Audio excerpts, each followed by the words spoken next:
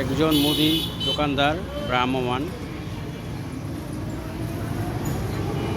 আর একজন হচ্ছে ডিম বিক্রেতা, এটাকে বলে ডিমওয়ালা। সেও ভ্রাম্যমাণ দোকানদার, সে মোবাইল দেখছে। এটা হচ্ছে ইবনে সিনা ডায়াগনস্টিক সেন্টার হবে, হয়তোবা ডিসেম্বরে উদ্বোধন হবে।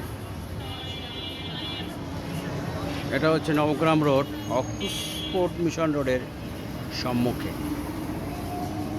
ব্যস্ত রাস্তা, কারেন্ট নেই,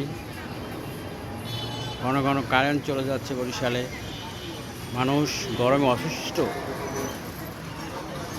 অসুস্থ শহরে জীবন তো থেমে থাকবে না, জীবন বয়ে চলছে।